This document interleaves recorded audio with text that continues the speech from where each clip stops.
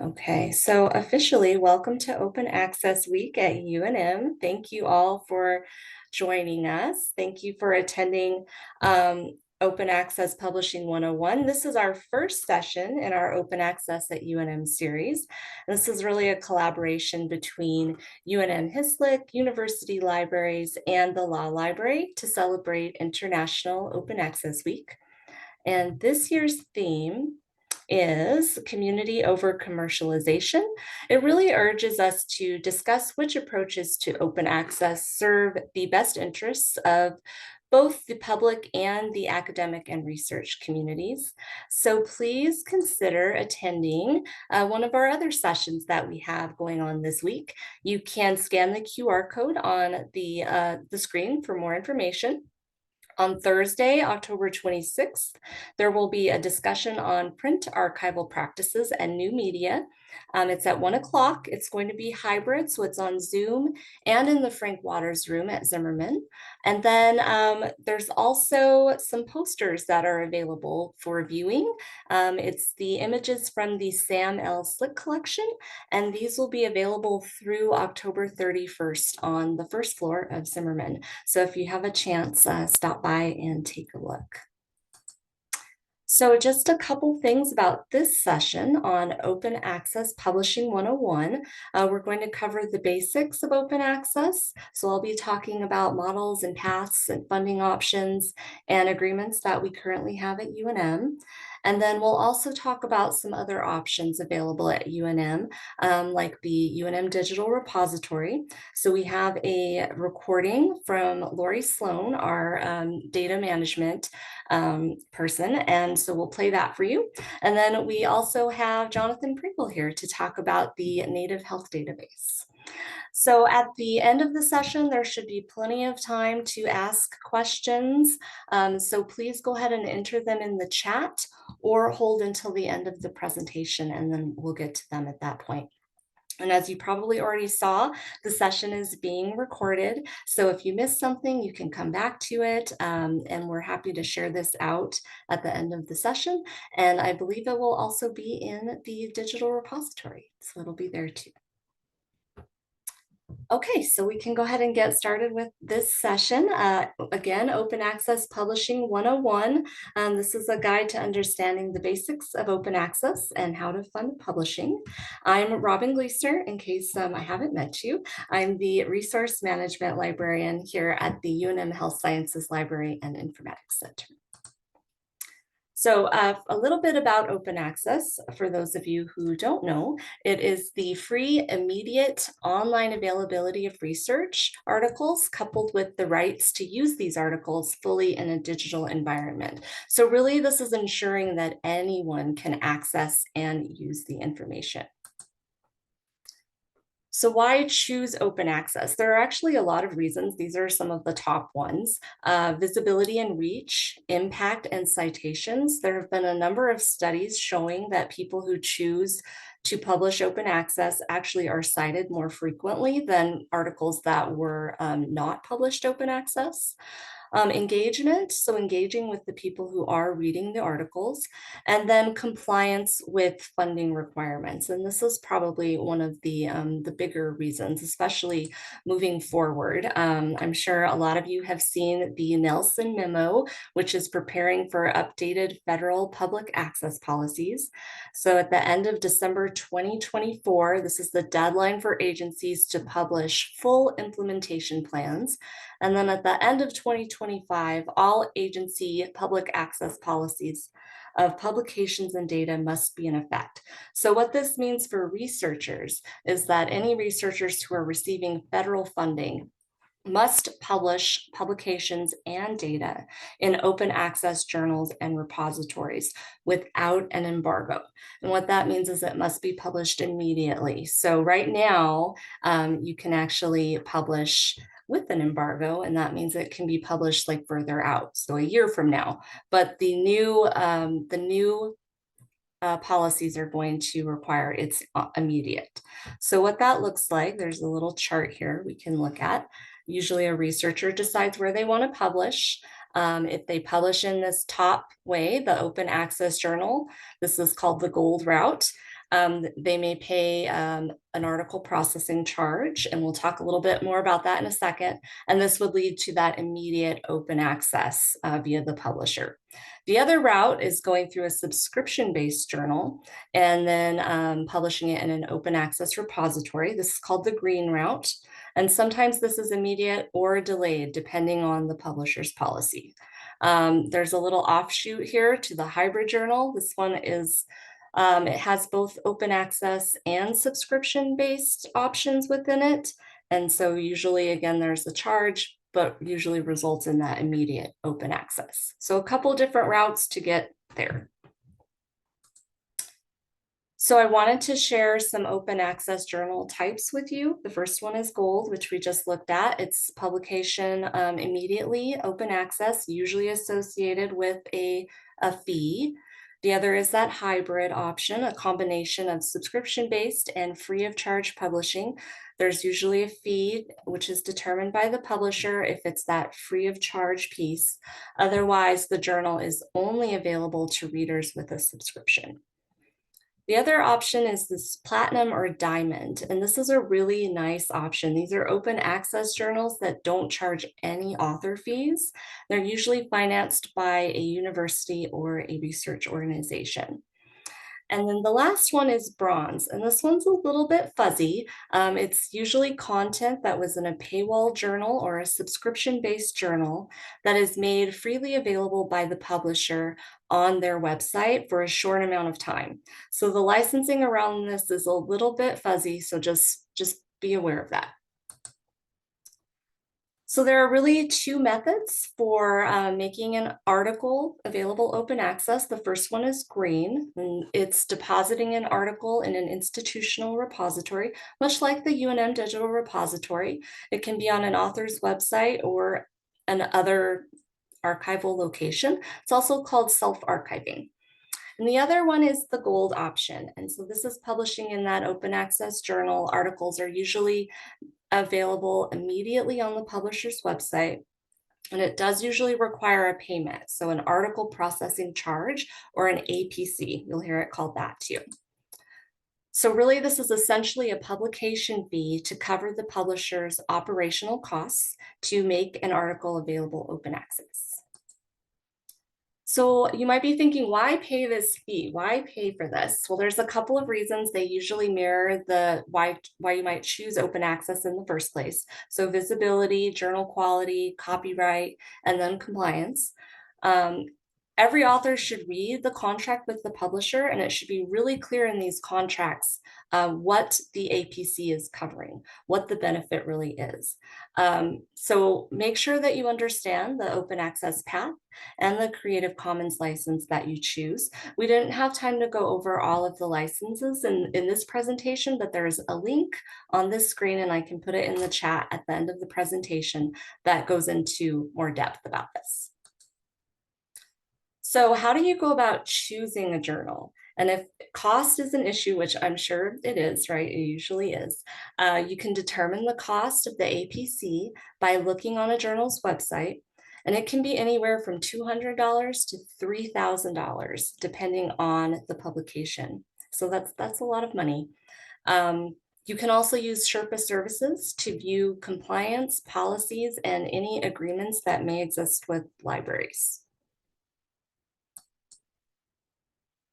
So how do you go about funding this? So there are a couple of options. One is budgeting for open access publishing in grant proposals. So you can contact SPO, the Sponsored Project Office, if you're on the HSC. Their email address is hsc-preaward@salud.unm.edu. And if you're on main campus, you can contact the Faculty Research Development Office, or FRDO, and their email address is frdo@unm.edu. So they are willing to help you figure out how you can put this in a line item in your budget, in your proposal. You will want to make sure that it is allowed based on your funding requirements, though. So you really want to think about where you want to publish and publication fees before you even start your research project. The other way is through our UNM Publisher Agreements. So these are agreements that we have with either the Health Sciences Library and a publisher, or with university libraries and a publisher. So currently we have BMJ Case Reports, Cambridge University Press, and in 2024, we will have a company of biologists as well. And again, there's a link that will talk more in depth about the titles that are covered in each of these agreements, and I'll put that in the chat at the end. If there are questions that come up that you don't have a chance to ask during this session, feel free to reach out to either me or the division head for Resources, Archives, and Discovery, Laura Hall. Her email address is here. We also have a form for Ask a Librarian. So if you need help choosing a journal to publish in, we're happy to help you do that as well. And I'm going to stop sharing and then try to share again to link you all with a video that Lori Sloan shared with us. It is a recording, so give me just a second. And this will be on the UNM Digital Repository.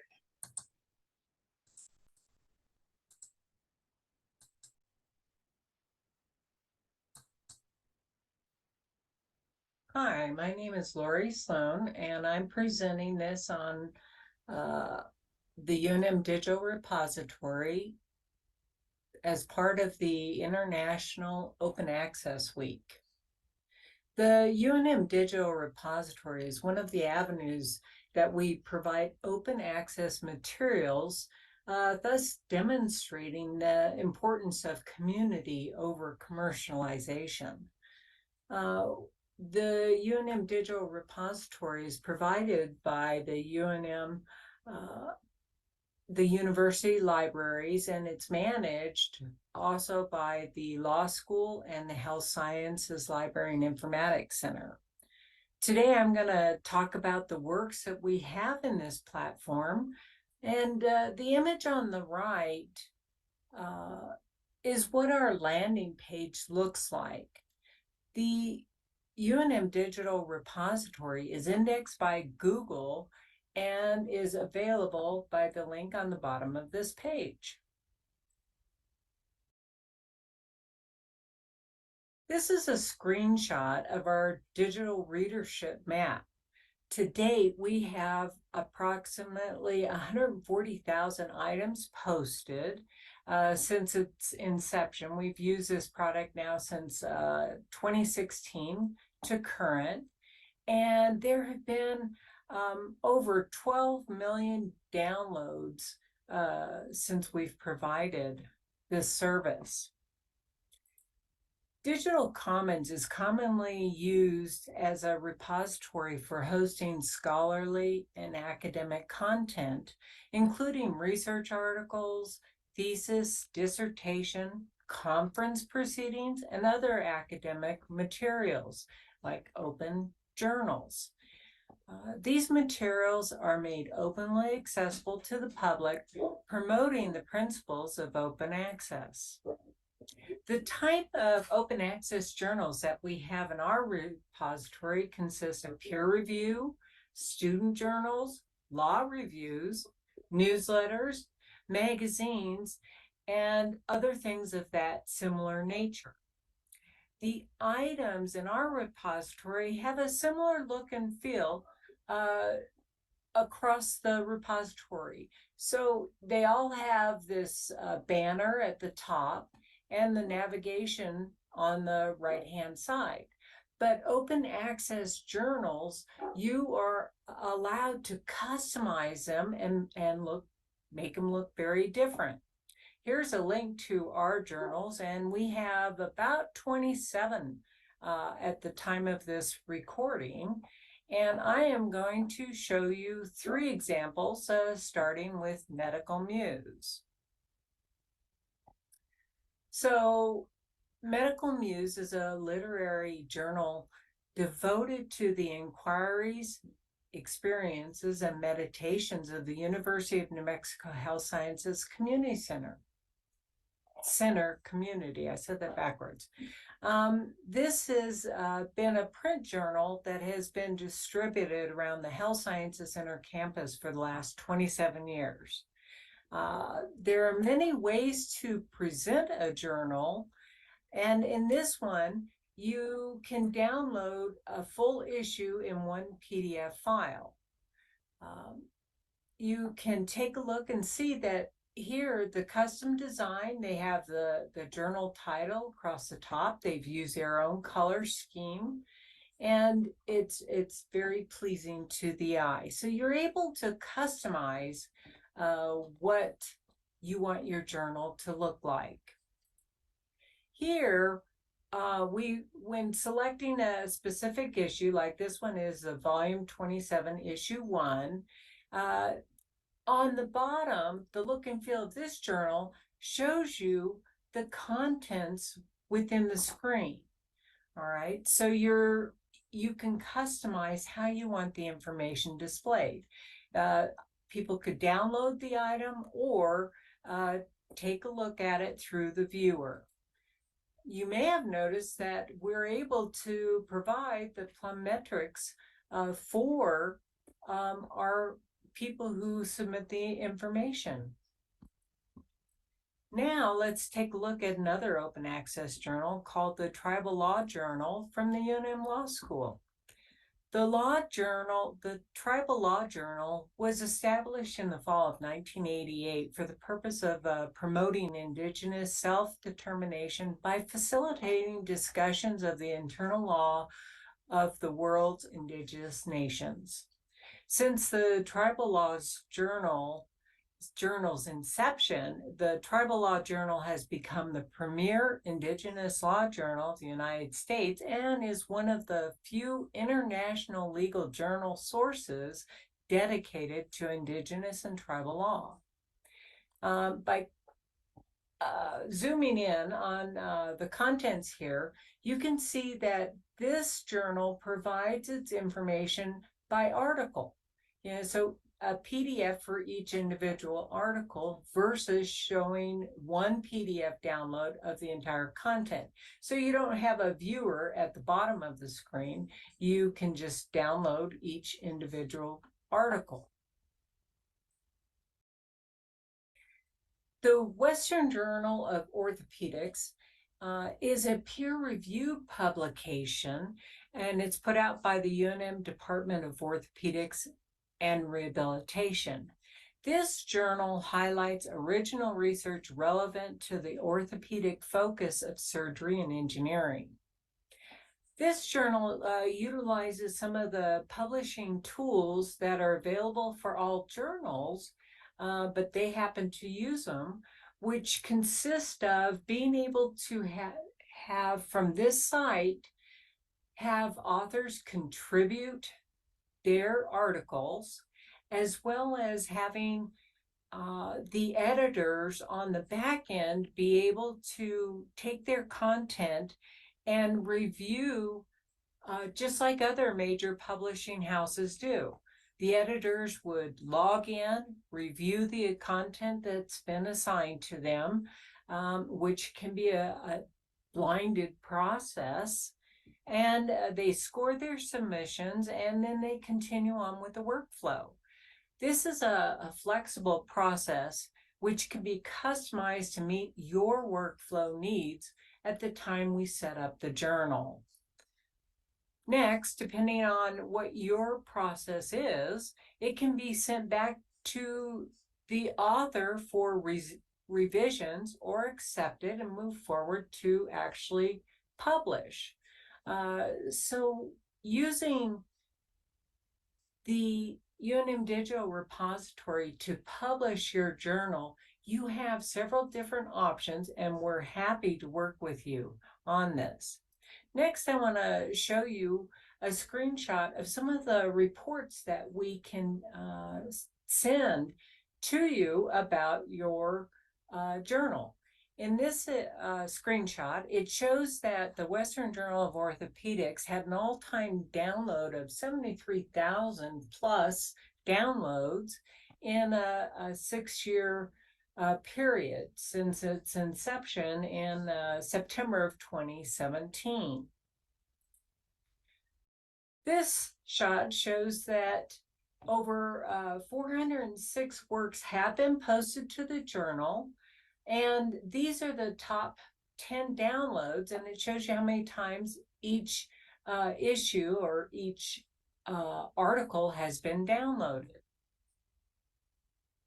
And lastly, here is the digital readership map for the Western Journal of Orthopedics, and it shows that we have over 84 countries with over 4,000 institutions that have downloaded the articles from this journal. And the institutions consist of like commercial, educational, and organizational entities. Open access journals really do provide information worldwide.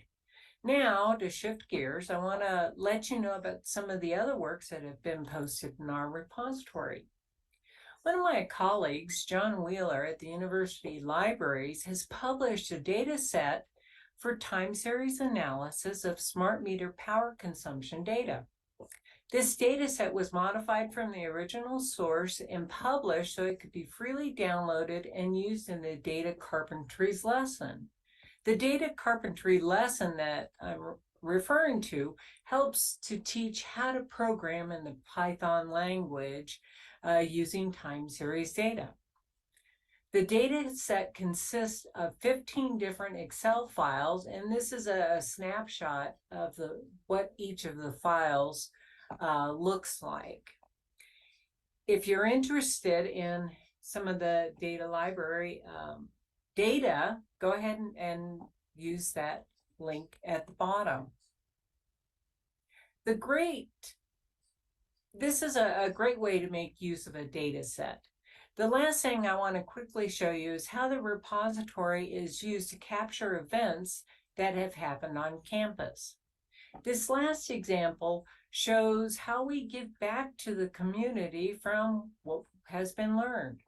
This particular event was held in February this year and was called the Education Day 2023. It consisted of the School of Medicine Educational Innovation and Research Resources and how they applied to teaching and learning needs.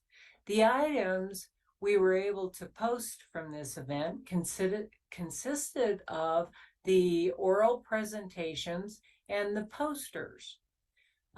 We did not record any of the panel discussions because that wasn't appropriate. If this event had been recording those oral presentations, we would have the capability to put video material in the repository as well. And that ends my presentation. I want to thank you, and please contact me at hscscholarlycom@salud.unm.edu if you have any questions or you would like to contribute some of your work to the UNM Digital Repository. Thank you.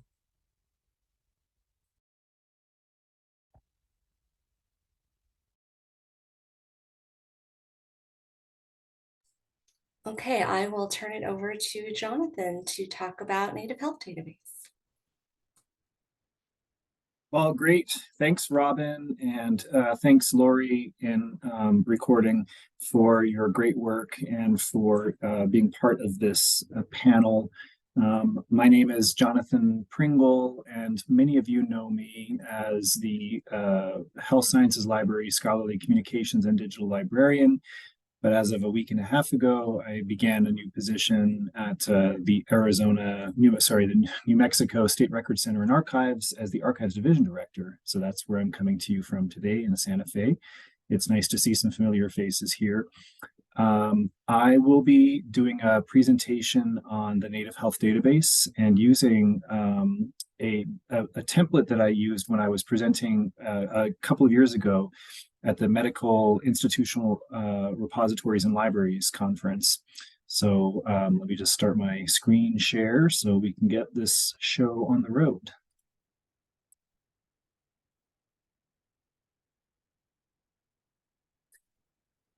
Okay. And I'm also speaking to you as a member of the Native Health Database Advisory Council, which I'll talk about a little bit into the presentation here. Sure. It's always good to start with an acknowledgement of where we're coming from, where we are, especially as the work that I'm talking about pertains to the wellness and the healthcare needs of indigenous populations in New Mexico. So this is the UNM land acknowledgement, and effectively the Albuquerque campus sits on the traditional homelands of the Pueblo of Sandia, as well as the Pueblo and the Navajo and Apache communities that are all adjacent. So just acknowledging that before we get started. So what is the Native Health Database? So this is we could say and argue open access, but openly accessible. And you'll see sort of where variations on that look like. A database that contains over 10,000 resources, mostly links to resources that live in other parts of the web. So maybe stuff from PubMed or from institutional or governmental websites. Sometimes there's full text, which is really helpful. And it's now currently delivered through Mukurtu or Mukurtu CMS, which is a content management system really focused on elevating indigenous communities to the decision-making part of the process when exchanging information and resources like this. The things that are in there are presently openly accessible. The resources are, minus those that may be subject to any kind of unique protocols, which I'll talk about. So that introduces this concept of open-ish. And to really sustain the resource involves critical collaborations between users, content creators, and indigenous communities. And I'll be talking about those three key stakeholders shortly. If you were to visit the Native Health Database, this was what the homepage looks like. You would get started searching and browsing the resources at that Explore Resources tab. There's also other information, including a history of the database, links to some of the epidemiology resources across the country, and just some tips on how to get started with your searching and how to use the database. So again, I've mentioned these are critical stakeholders and our users, content creators, indigenous communities. An individual or an organization could be all three of these key stakeholders. So you'll sort of see how that flows in and out as I get going here. So to describe the process to which users access information in the database, I've created a visual here, and there's another two for indigenous communities and content creators. But effectively, the database is widely available to anybody with access to the internet. You can optionally create a user ID, and that gives you the ability to create unique personal collections and engage with the database in a slightly different way. But for all intents and purposes, users who are registered or not can come to the database and browse and search content in the database.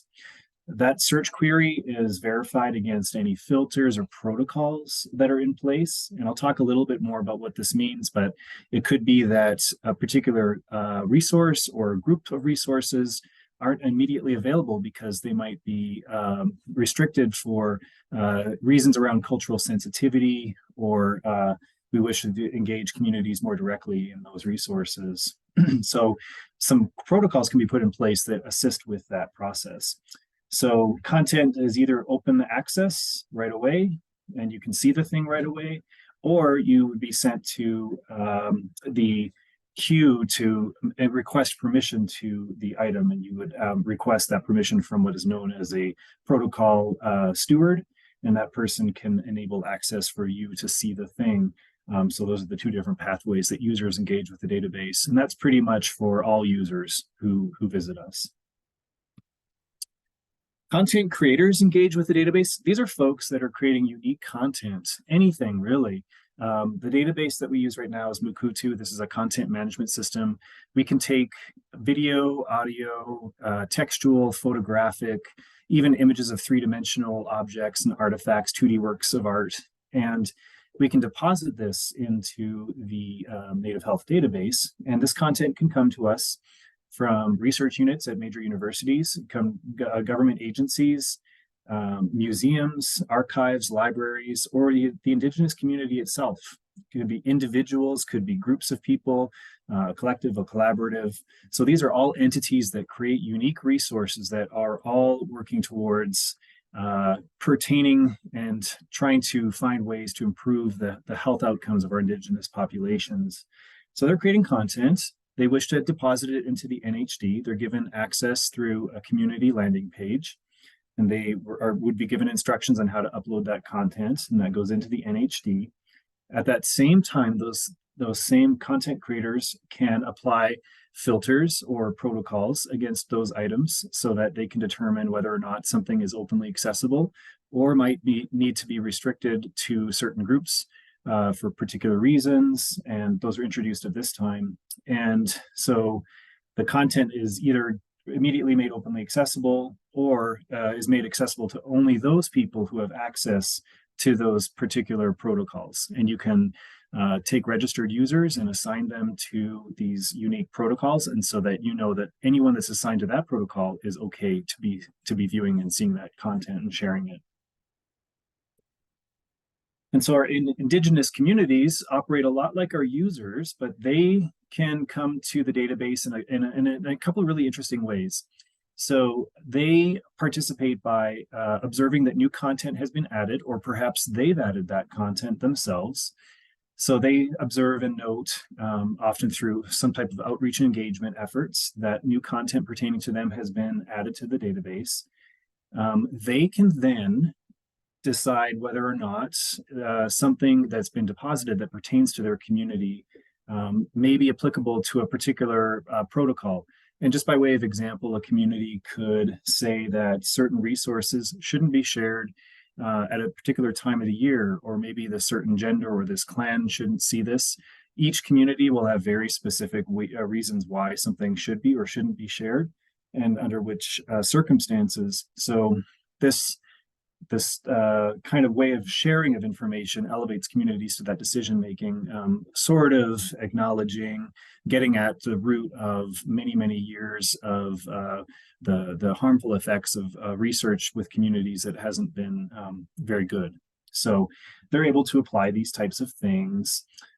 So in addition to applying these protocols, they can also decide that they wish to apply traditional knowledge labels, which alerts users to the way that the community represented in the record wishes to have the material reused or used or cited, or any number of things. It alerts researchers to the unique ways in which a community wishes for reuse to be acknowledged. So those traditional knowledge labels can be added. Also, they can add complementary context, which is a really neat thing. So there may be the researcher or the government agency's description of the resource and its outcomes, its conclusion, its all of the things that you would normally see in research, but the community can go in and add a complementary traditional knowledge label, or not label, description or cultural narrative to enhance the general user, their understanding of that information, not only from the research community that precipitated the record, but the reaction from the community themselves. So just a really great way of introducing complementary context. And so all of those things can get added into the database by communities. And on the bottom here on the screen, the other pathway is that a protocol may restrict certain things from being viewed. And so the community assigns a protocol manager or a steward to be responsible for that protocol, that then allows for those people connected to that protocol to be able to view materials. So just giving some tools to Indigenous communities to help share in that networked information sharing. The fourth stakeholder, of which I'm a member, is the Native Health Database Advisory Council. We really do a lot of different things, but we develop strategic priorities in sync with the Health Sciences Library at UNM. We assist in identifying, developing financial and content resources to sustain the database and continue its services. We serve as a conduit for information from key constituencies like content creators that we may be aware of, Indigenous communities that we already work with, and users in general regarding database usability and content. We also help provide feedback on the cultural sensitivity of the database, its content, and related promotional materials. So an all-volunteer group of individuals that help with that. And Robin is a member, as are others, Laura, who is in the meeting that I noticed, and and Melissa.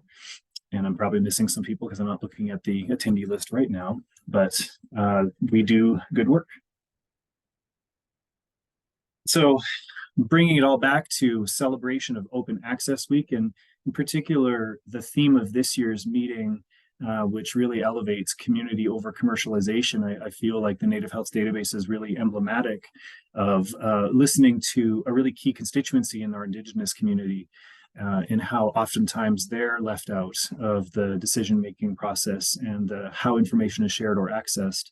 And so we're really looking at exploring new pathways to engage with content creators who would normally be depositing information in spaces that are prohibitive or difficult to find for Indigenous communities, but also elevating this concept of open access to include caveats to understand that not everything needs to necessarily be openly available and accessible just because it is or has been before, and that there are other considerations. And we tend to think about these concepts as Indigenous data sovereignty or anything related to that movement. So definitely supportive of open access, but also just with some understandings that there may be some needs to not necessarily make everything available right away. This is an example of how a protocol appears in the database. This particular protocol that is circled here isn't really emblematic of a community-led protocol, but this one instead alerts people that the IHS headquarters who have created this particular record have a protocol for openly accessible or open access. So most things that they have produced are available through this particular protocol, but you could isolate this as a very particular one. If IHS, for example, wanted to use a protocol to suggest that they are in a draft mode of a particular publication. Maybe they want to collaborate with some community members. They may put it under a protocol that says something under review. So that could be created and have people populate together and talk amongst themselves in a group prior to it being formally published and made accessible. These are those traditional knowledge labels that you can gather from our friends at Local Contexts. The database provides access to any one of these that you see here that alerts people that this is a seasonal record that maybe pertains to something that's more applicable for a particular time of the year. Women restricted, men restricted. So just a lot of different ways for communities to be able to apply these to alert users about the needs of the community. They also have biocultural labels, which may apply more directly to information in the health sciences. And so these are available that sort of operate in the same way as the traditional knowledge labels. And as a cue to communities and to our users that we are interested in working with Indigenous communities, we have these attributions that can be added in lots of different places. So we would probably put this on our homepage or in individual records that suggest and give a cue to others that this is how we operate with this database, is that we wish to collaborate and engage with communities.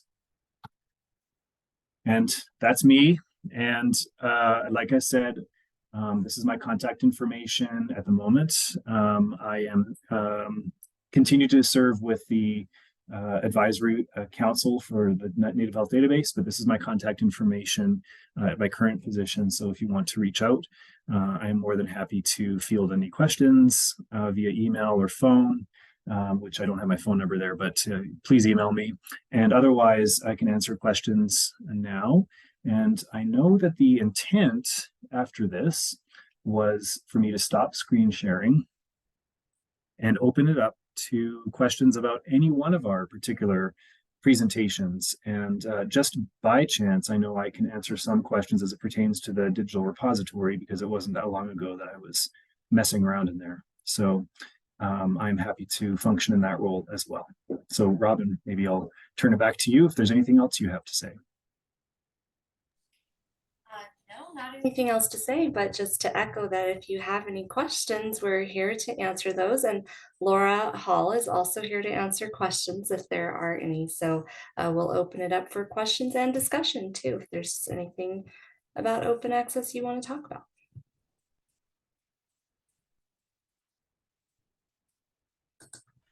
And I promised you some links, so I'll put those in the chat too.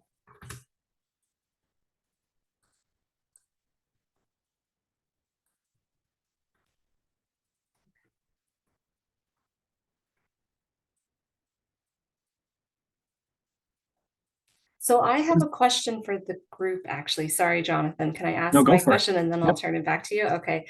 I was wondering if anyone in this group has published open access. You can just raise your hand or a couple. Okay, great. Does anyone want to share an experience?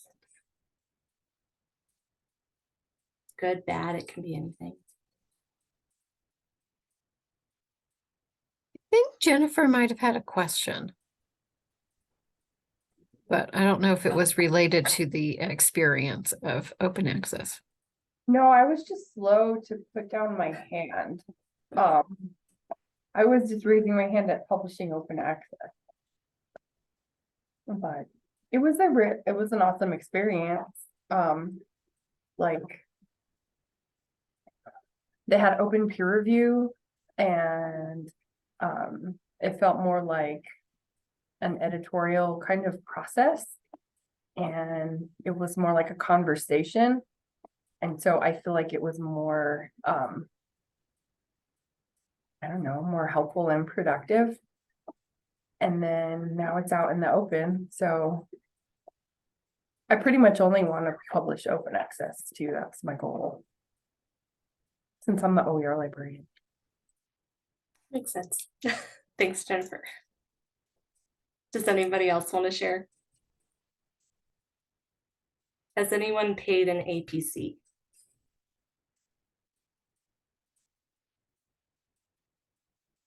Melissa? Do you want to share anything about that experience? Because I think it might be a little different. Sure. Well, I've published a lot of open access articles and I've published, I can't remember how many I've published that have APCs, but the most recent one that I published with an APC was in Trials, which was a very interesting process. And I've also published in Systematic Reviews, both of which are BMC journals. And so the publishing fees are not exorbitant, but the process is interesting because you go through the whole process of actually getting your papers through, and then they give you like this deadline of when you have to pay them. Otherwise, you just like lose all of your progress. And I paid one myself personally with a credit card, and the other one I had to have billed to Maastricht University. And so it was just interesting to like having multiple ways of purchasing that. I'm about to use Maastricht University's open access blanket publishing agreement for Elsevier to publish in Journal of Clinical Epidemiology. So I haven't gotten through that whole thing, but because Maastricht is one of the universities that has these read to publish things, it will be nice not to have to pay out of pocket for that. So yeah, I've published in green open access or gold open access and diamond open access, and this will be you know, it's expensive if you have to pay for it out of pocket, so put it in your grants. Good advice. Thank you, Melissa. There is a question in the chat from Juliet. She's a medical student looking to publish open access as a first author without working on a specific project. So not working with a researcher or a physician. And she asks if there's any tips. Does anyone have anything to share about that? And I'm sorry, Julia, I think you sent that directly to me, but I'm sharing it with the group in case there's any collective wisdom that can be shared on that. That's perfect. Thank you.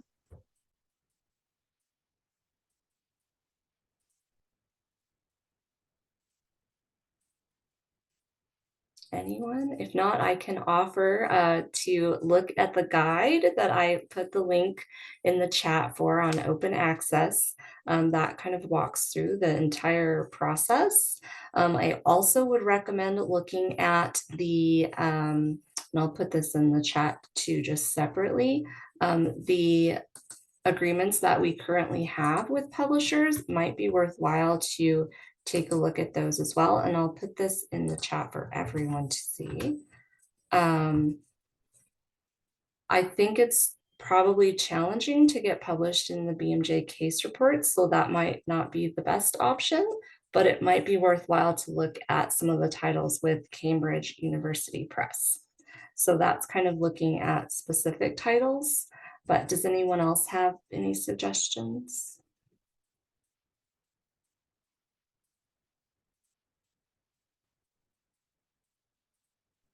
I'll jump in, I guess.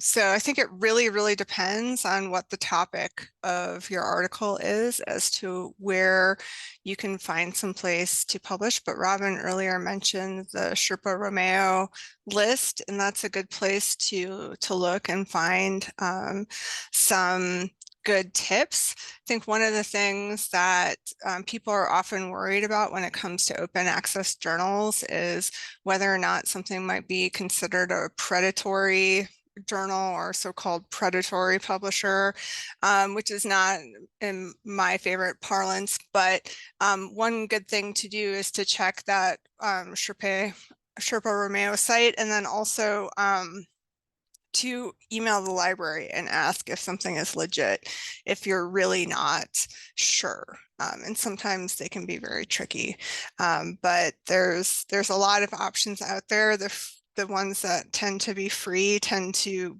be like society publications.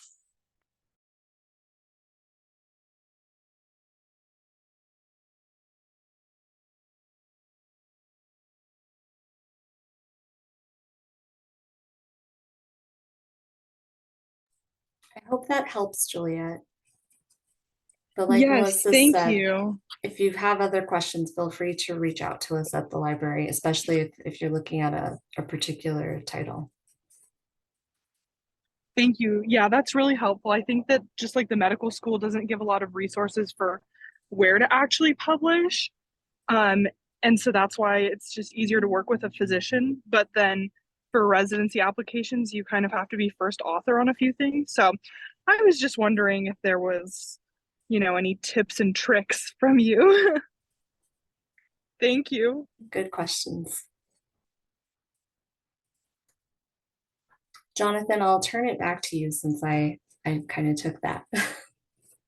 No, I think actually I was just going to mention that Gail's question around, if you've published in a commercial journal or with a commercial publisher, if these repositories, if you're permitted to publish in them. And so I thought that was just a really good point to bring up in case anybody was curious. And I think that's where Sherpa Romeo comes in help to do that. One of the things I often think of is just sort of the existential, the future a little. And so we now, because of the APCs, the article processing charges, we sort of have to pivot and think about unique ways in which we can still continue to publish open access, but where does that, who picks up the tab, as it were? And so we seem to be positioning our efforts and what we're thinking about doing towards having our grant funders start including those in our budgets for our research, so that we have a pocket of money that has been dedicated towards that. But is that the final solution, or is there the potential that our funders may close the door on that type of funding, and then we all have to kind of figure out a different solution?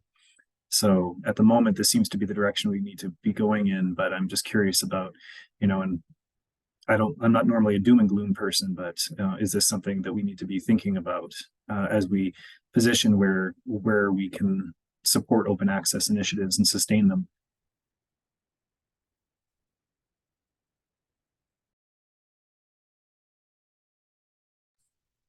I think that's probably a big question for people who don't have funding too, and are still trying to publish open access. They have to figure out, well, how can they publish as well, if there are those fees.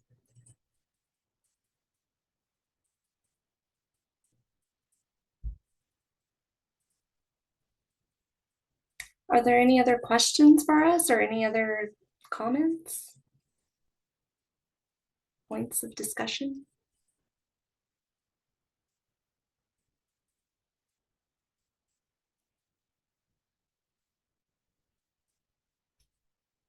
Okay, I think that was enough of a pause. So we can go ahead and end the session. If you do think of anything, please feel free to reach out to any of us. Also check out our guide and our other sessions for the week. And we will have a recording of this. So thank you all. Thanks for attending. Thanks, everyone.